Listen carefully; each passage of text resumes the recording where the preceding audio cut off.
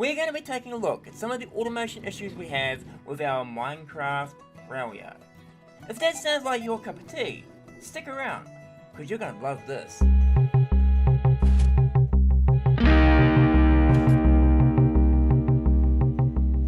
Hey, how's it going, and welcome back to MyRail.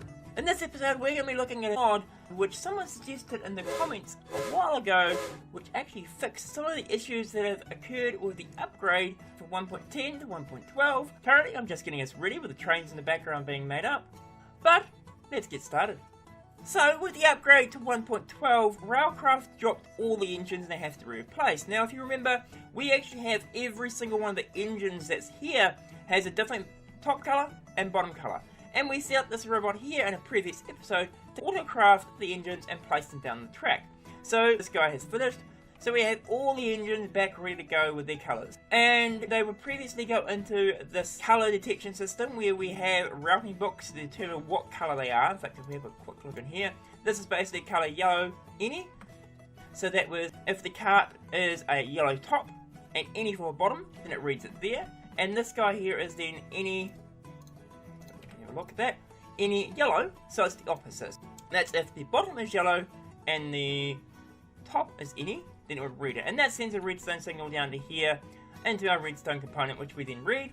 And we had this guy here, which was set up to hold a train in place, and then it would use the extra slot inside the steam trains to insert a golden ticket with the new station. So we had all our different destinations here: Tree Farm Island, all of you passengers, charcoal power, and it would pull one of these tickets out, insert it in the train, so the train was then labelled. So I've let one of the locomotives be released, and it's now sitting in front of the transposer here. Besides not having any steam, everything else here is full. So we've got the water, every single slot here is full of charcoal, we've got a water bucket, a golden ticket, and a railway ticket. Obviously I've put all these in, just so I can show you what the problems we now have with 1.12. Down here to our computer, into Lua, component dot equals component dot transposer dot get stack in slot. We'll go sides dot front comma 1 and a golden railway ticket. Okay, that's the chest. Let's not do the chest. Let's go sides dot back. Slot 1. So there's the water bucket in slot 1. There's nothing in slot 0. 2 has a water bucket. 3 has a water bucket. 4 has charcoal. 5 has charcoal. 6 has charcoal. 7 has charcoal. And we run out of items. So when we actually look at what we had here, in the previous version, we used to be able to see these 2 slots. We can no longer do that, because we don't get back either a golden ticket or a railway ticket, so we can't use this system. But one of the things we can do is we can now control the block that it's sitting on. So if we, instead of using a transposer here, we use a adapter from Open Computers, stick that on there. I've turned this guy off, so let's go and can I replace? So we've also got the system that lets us do routing. We've got these these tickets here, which sets up passing locomotive's ticket. So that will control the ticket that's actually in here. So I'm going to grab this guy. Can I stick that in there? I can. We should now be able to open that. I believe we do it with that there. We stick in a routing track, in a destination track, and of course that will set this guy to test when it rolls over. Not overly helpful at the moment, but we can at least go into here. Oh, and we need to, yeah. We now go into here though, and we go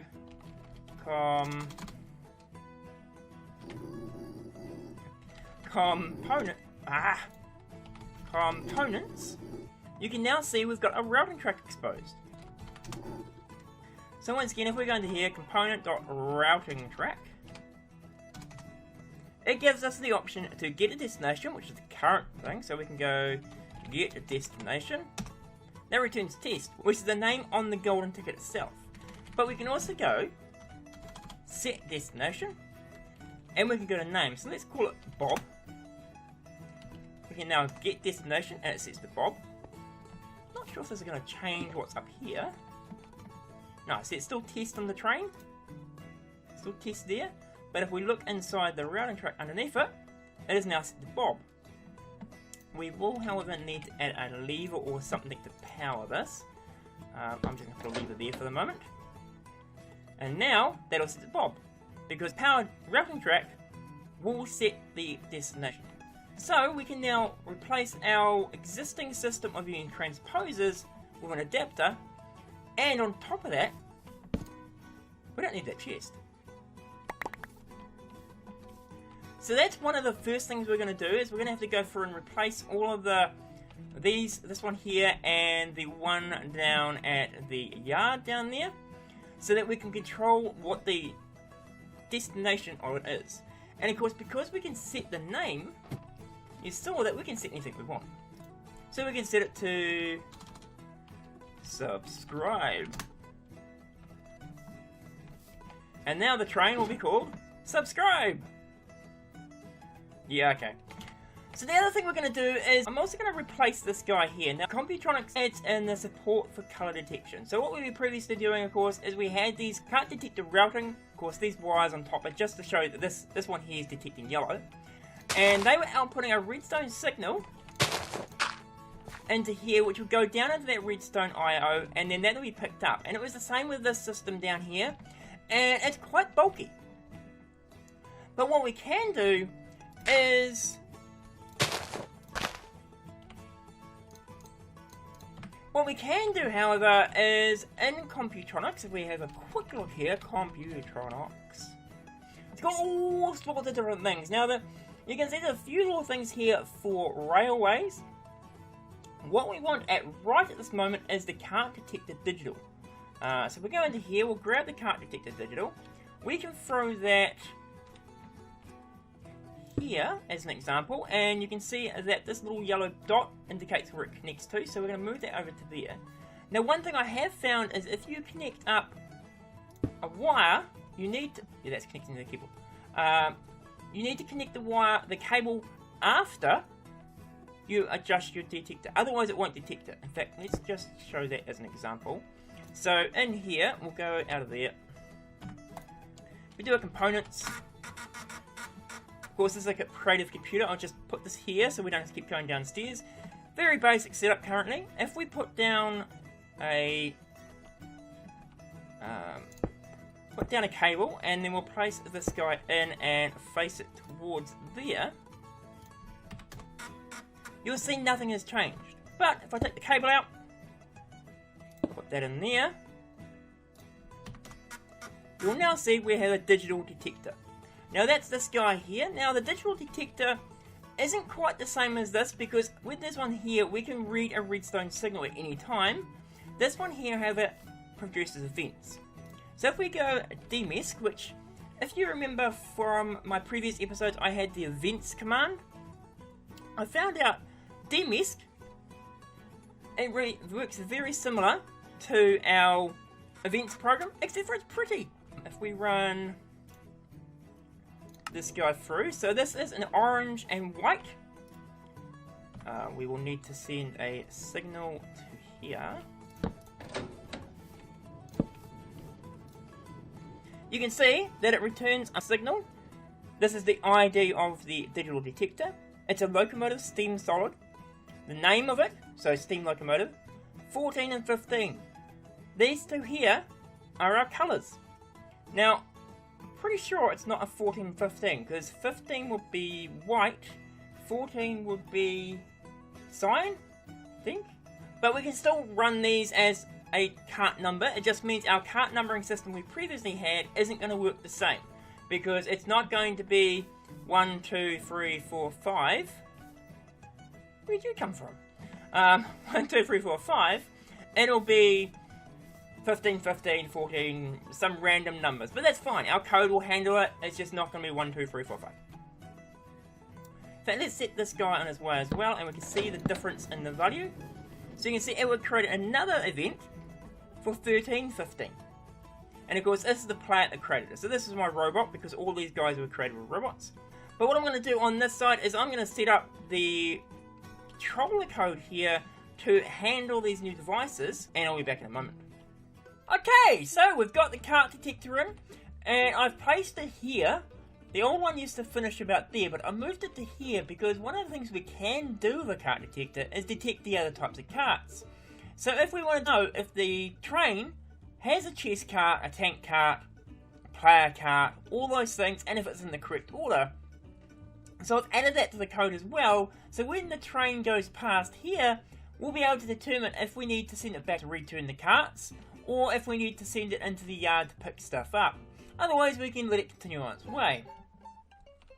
Also, I have configured it up so we now use the golden tickets in here with the adapter. And I think that's everything we needed to actually set up. So let's get this guy here going. I paused it so it didn't take stuff. And I have done a quick test and it was working really fast. So let's see if this works.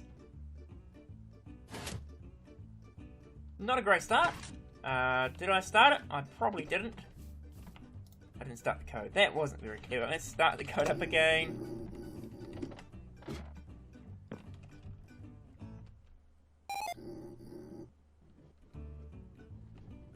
That, very quick. We didn't even have to wait anymore. I have turned that off at the moment. I'm just having them circle around. Oh, that looks so cool.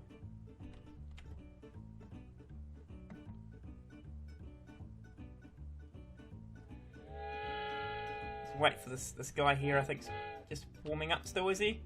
Yeah. But I think that's actually working, and you can see it's assigned the Xmas line and stuff like that. If we go down to here, the interface hasn't really changed any. I have tidied some of the code up, but turn these off if we wanted to. We'll just wait for... which means it has been assigned something.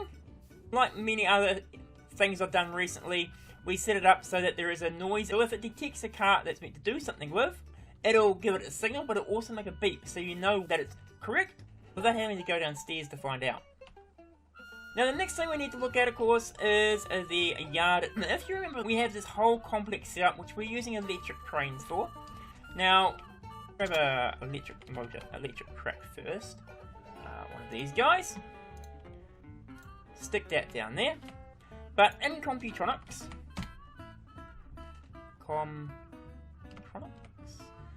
we have two new blocks that we can use. One is the Locomotive relay, which I'm going to grab, and the other one is this this digital relay sensor. Now, unfortunately, this little trick only works with electric locomotives. It doesn't work with the steam ones. But it lets us do a lot more interesting things with the locomotives. So the first thing we need to do, of course, is place down this guy here somewhere. It doesn't really matter where. It could be next to our computers down there, or it could just be right here. I'm just going to put it right there for the moment. We need to grab the digital locomotive, digital relay sensor, right click while sneaking, so sneak right click, and that'll bind it to this guy. Right, next thing it says is left click on an electric locomotive while sneaking to attach it. So we need to be out of creative. If we sneak and left click on that guy, relay successfully bound to locomotive. Let's go back to creative. So that lets us control this guy here. So the other thing we want to do is put a golden ticket in here. Golden ticket. And we'll set that back to normal. I won't do anything else for just a moment. But that lets us actually change the destination. So we don't need this transposer anymore. Because we can control... we control the destination from our computer. So we're just going to turn this guy on. I think it's that guy. Yep. So this is the old yard code. Just going to try and work initially, but not very well. So if we're going to just clear that and go lure. Actually, first thing we'll do is we'll X out of there, go into there, components. So in this case, you can see the locomotive relay. So go into lure, we'll go component, locomotive relay. And that gives us a few options here. We can do the get charge, so we can find out how much charge it's currently got. Get its current destination, so much like the adapter let us grab the golden ticket for the relay, we can get the destination that's on the locomotive. We can get the mode, so it could be in running or shut down. Now there's actually, I don't think there's a way of setting the mode, which is a bit of a pain, but at least we can get the running or shut down at the moment. We can get the name, set the destination, so much like we can get it, we can set the destination. And in fact, let's do that. We'll go locomotive, set destination to equal Bob. If we go back up to here, and we just have a quick look over there, you can now see it's called Bob. And we can also set it to like.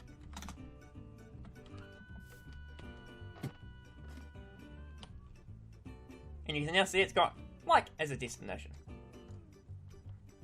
So we can use that to do a lot of our controlling of the tracks. So instead of having to go T1, T2, we can drop this out and put some locomotive detectors in to replace this system, which of course is checking for the various cart types. And once again, it just generates a redstone signal down here, which goes into a redstone IO. Now this of course is where the code that I wrote in the previous episode for component naming comes quite heavily into play, because we're going to need to name a lot of components. So what I've done is I've set up another server here, which I'm going to insert into here. I'm just going to move those under there, set that up for the moment to boot up, and power on. I'm going to dedicate this guy to be the naming system. So you'll see in here that I have a network card, so it can talk to all the other devices around here. We also have a graphics card, which I'll remove in a second. We've got a hard drive, CPU, and a wireless card, which is for the naming process. I've already installed this with the CNS server, so we'll run that now. In fact, let's set that up to start on boot. Home CNS server.lua. And then we will reboot and make sure it boots and start. Cool. So there's our addresses. I have made some adjustments, and all this code will be updated on the GitHub page. But you can see it's now started up. We'll grab a tablet here. And we will run CNS name.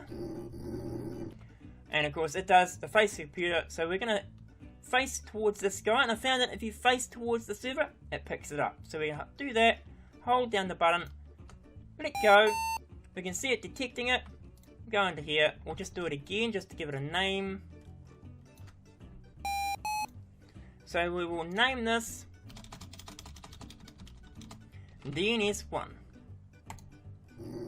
And that's named, cool. We can then go out to here and start naming our various components. So if we go down and name this guy, we'll call this guy the relay. So we'll call this electric engine. Named. I need some cart detectors. So do I have any? I didn't bring up any cart detectors. Let's grab a cart detector. One of these guys. And as I said, we'll probably take all of these guys out here because we won't need them anymore. I could probably just replace it with a single one there. I think I'm actually going to need to move. We won't need that anymore, so let's take that out. I will need it for over here, so we'll just put that, because this guy here is our relay box. So that's checking to make sure if there's any carts there. So we'll need a redstone from that if nothing else. So let's put that there. we will run a, we'll give that a name. Name go. We'll give that a name. Makes sense. Maybe cart waiting. We can take, of course, these guys out. We'll need to name this guy.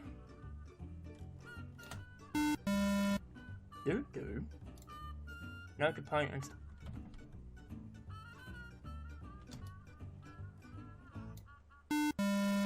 Oh.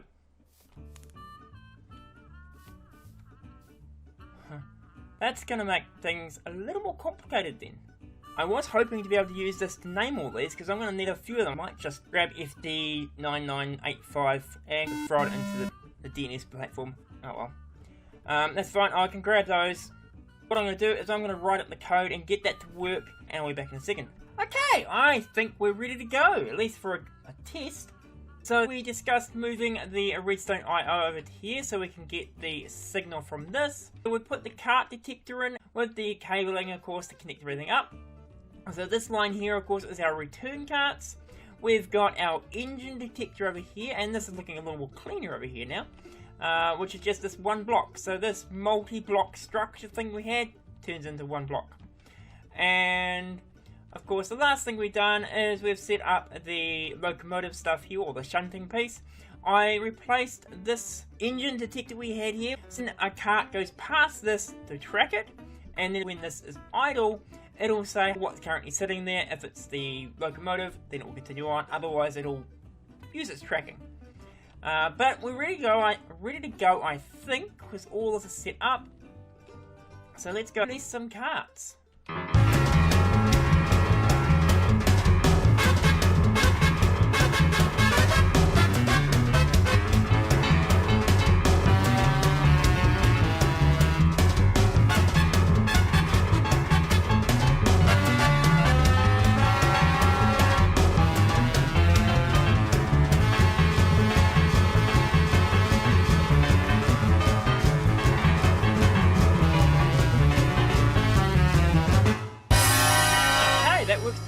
Awesome. Since I upgraded the pack, we haven't really had the trains on the track. We've now got a working train network again. But have a great day, and see ya!